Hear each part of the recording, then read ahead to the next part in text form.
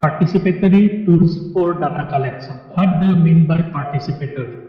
Here, main thing is that the villagers, they should actively participate in the entire process from beginning to end. And in case of participatory tools, these are basically applied for data collection when some programs will introduce. In relation to the program, we need data, and for that purpose we utilize these participatory tools. And since it is related with some project or program, because of that the farmers' participation in every stages is very important, from providing data, analysis of data, then implementation of the findings, evaluation of the project in every step. And that is why it is participatory. It is not that only farmers will come and sit there. That is not participatory. They will actively act as a member of the team. Then only it is called as participatory. There are different PRA tools. Participatory Rural Appraisal. These PRA tools are more than 100 numbers,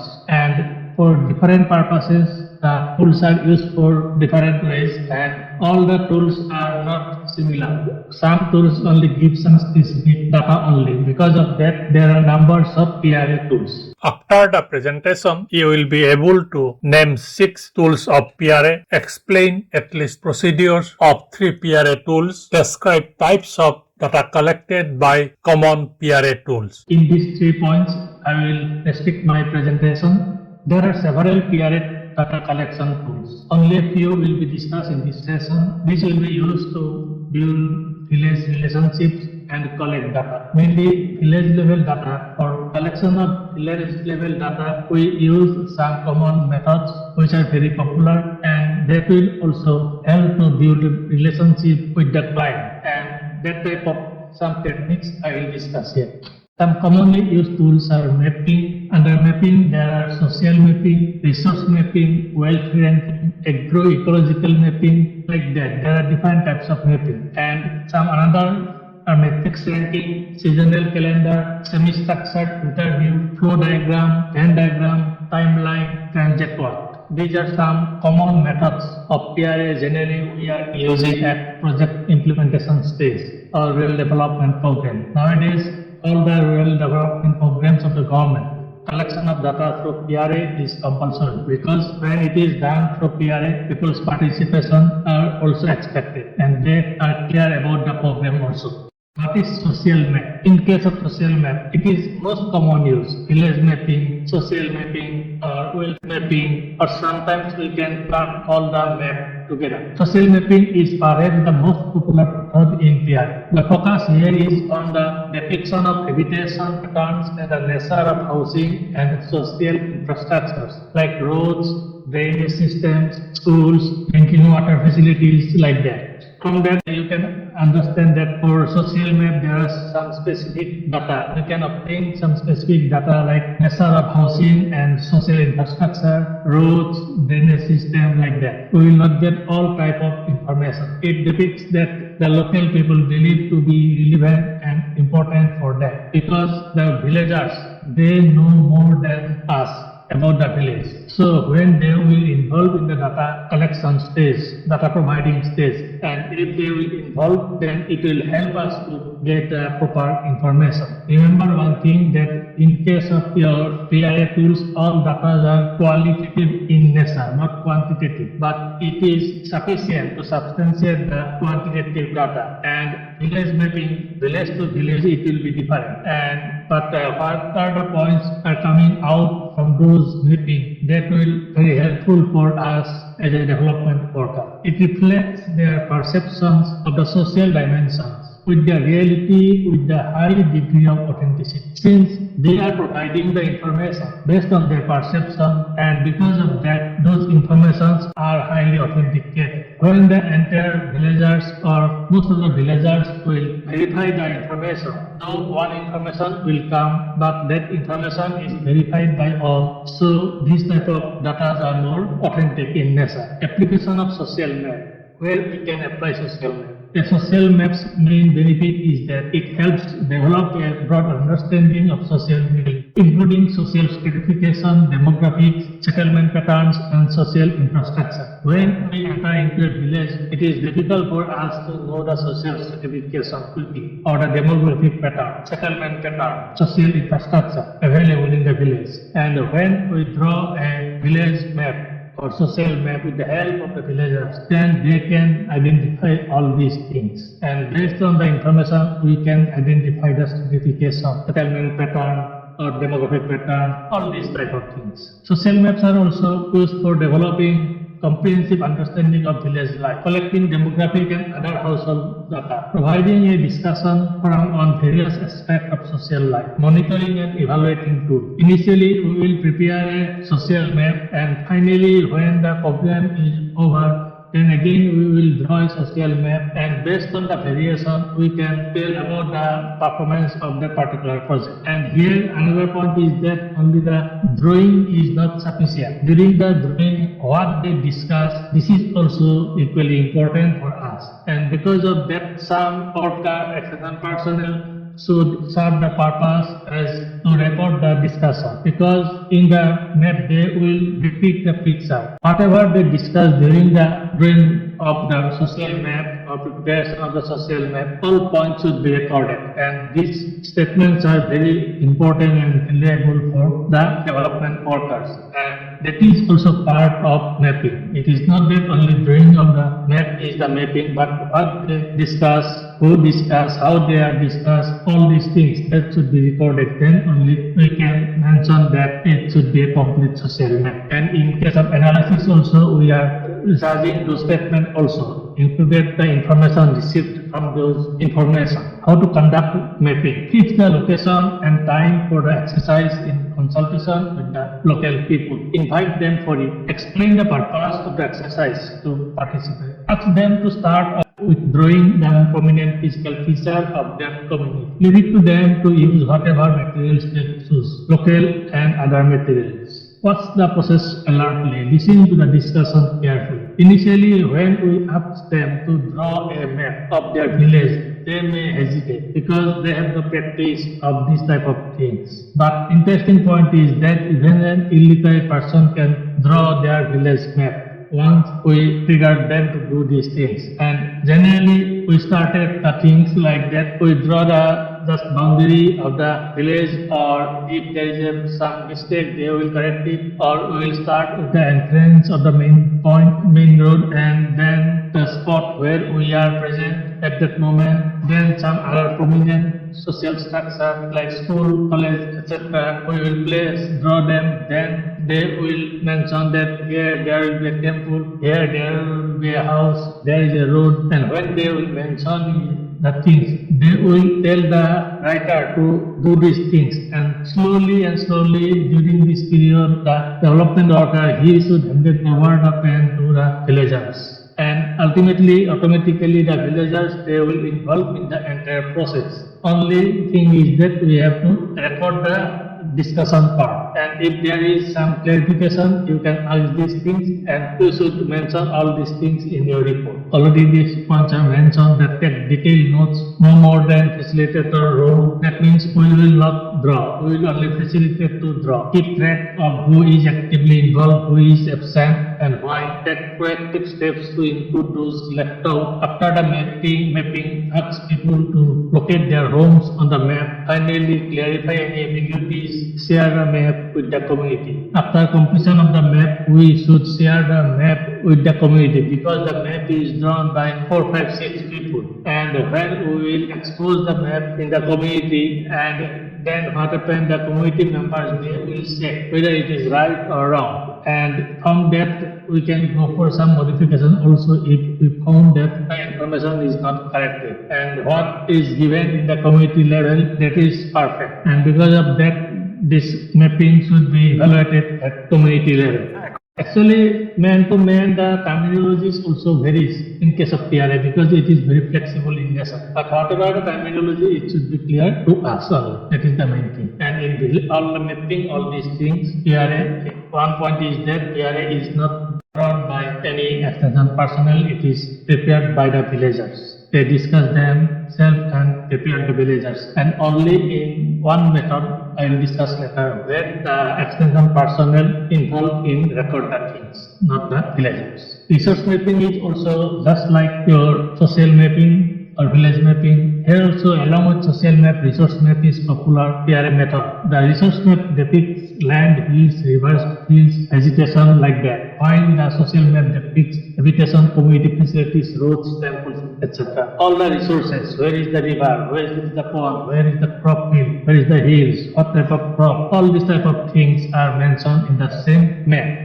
or in some different map. And along with the social map, if we done these things, then we draw all the home infrastructure in the villages, and then your cropping pattern, cropping style, or cultivable areas, all these things along with the social map, social infrastructure. For example, this is the house and this is the agricultural land, this is the river, this is a pond, and all these things, these are under resource mapping. And this house, these are under social map. You can club these two and you can separately prepare these things. A resource map may be include habitation. That means all the houses you can show in the resource map. The line between resource and social maps can sometimes be blurred, since home or habitations are also depicted in resource mapping. So social mapping and resource mapping is almost similar, and we can't make any differentiation between them. Actually, what happens if you prepare a village mapping? There you can go for social map plus resource map, everything. So in that situation, from a village map you will get both social and resource part. And because of that, since these are in the same paper, so with one drawings, therefore the differences is very unclear. Keep in mind that it reflects the people's perception rather than precise measurement to scale. Always suppose this area, you may say it is 4 bigha. No need to measure these things that it is 4 bigha. Based on their perception, it is 4 bigha. This is suppose 3 bigha, and that perception is important. If so, every member mention yes, it is 4 bigha. Okay, 4 bigha. If it is 4 bigha and if it is 3 bigha, the area under this was less than this, and because of that, in next area they will reduce the area size depending upon the 4 bigha. If 8 bigha, they will double the area.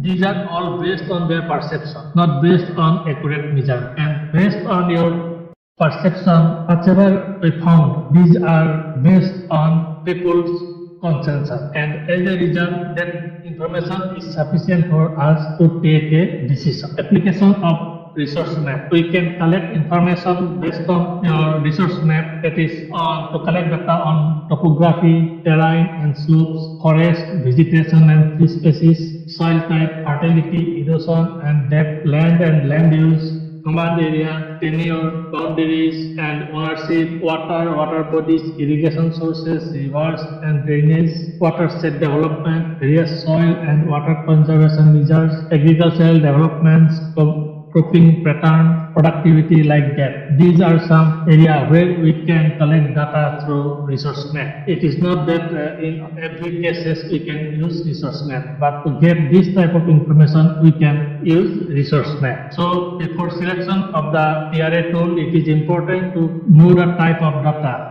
What type of data you should require, and based on that, against the data, which are the methods available and which is compatible to your situation, you should use that only. It is not that we will go with village mapping and collect all these things, because every PRA tools, they have the limitation in data collection. They can collect a limited part of data, not all. So that side should be clear. Then wealth ranking. In case of wealth ranking, it is a one type of matrix, and here the who are rich, who are poor, that can be analyzed in terms of matrix. In wealth ranking is a PRA method of determining a village economic attributes. It shows the relative wealth and well-being of households in a village and helps classify. It aids in determining a village social economic status. The data generated by the wealth ranking exercise helps identify the village or household. Villagers rank themselves. It provides a baseline for identifying indicators for village development program, implementation program, monitoring and evaluation. When we will go for wealth ranking, that wealth will measured in terms of villagers' perception. Rich, poor, who are rich, who are poor. That is determined by them, the villagers. According to them, he is poor. According to them, he is rich one. In this way, they provide the information that based on crop land, how many numbers of persons are richer, how many percentages are poorer. Kitchen garden land, based on that, rich and poor, like that. Tree wood, based on tree wood, they will richer or poorer. Tree leaves, medicinal plants, like that. These are some dimensions based on which the villagers differentiate your wealth ranking of villagers, because there is no clear-cut definition of research and poor person. And the village people, how they term villagers are poor, we should accept that thing, because it can be done at later part also. In case of Transact Walk, it is somewhat tough, and but at the same time, it is very important method for PRA technique. A Transact Walk is a mobile interview in which the research team walks from the center of the village to the outer limit of the territory, accompanied by several local informants who are specially knowledgeable about natural resource issues. Here what happened, the villagers, they accompanied with the development workers or sales agents to describe details about their field. Generally, they will start from a point. Suppose that is the highest point of the river, and from river to your lowland area, then highland area, or suppose another ways from entry point of the village to exit point, last point, then they will start. Here they will start from highest point to lowest point, highest to lowest. And when they visited, first they will visit like that, they observe that in this area there is a forest. Then they will ask what type of fruits are there, what type of foods are there, all these type of things. What is the land type, and those things are here. Next pattern is outer fields, then inner field, then the central village where habitations are there. And in every stages, what is the land situation, what is the crop situation, all the things are spotted, and based on that they are recorded.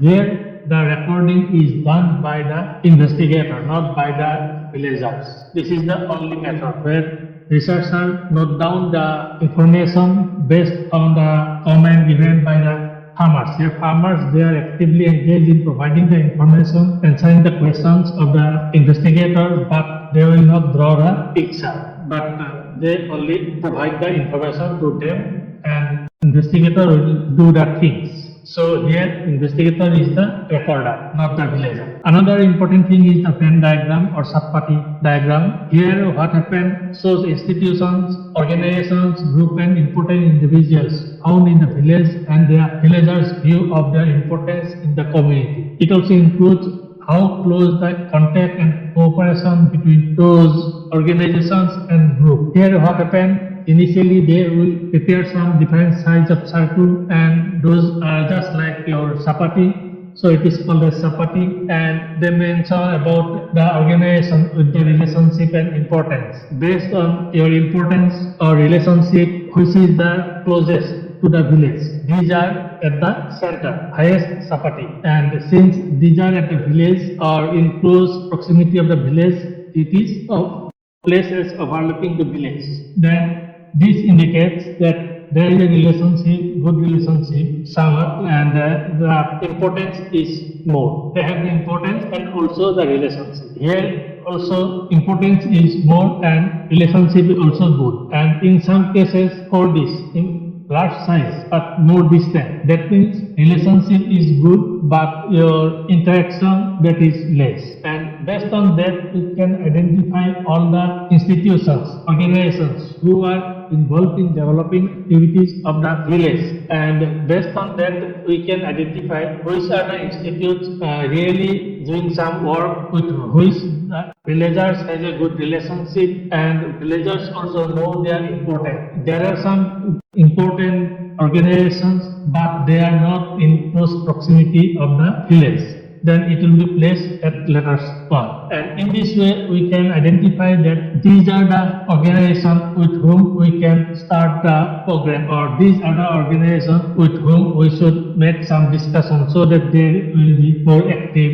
in developing program of that particular village. A Venn diagram or Sapati diagram is a community social structure. An easy way to draw a Venn diagram is on a whiteboard. It is useful to have colored paper cut into different shapes to represent the various organizations and individuals in a community. Tap them to the diagram. If no colored paper is available, the marker can be used to draw the groups and individuals. On the ground, use stone of varying size to represent various groups. That is optional because nowadays people can do these things by themselves. So if there is all are illiterate, then also go with this type of procedure. Otherwise, they can draw these things and index will be given, and who draw the map or Venn diagram, that should be mentioned. In every cases, village mapping, well ranking, in all the cases, we should write the name of the writer because we did not produce the thing. It is a production of a group. So, due acknowledgement should be given to those. Till then, goodbye. Thank you very much.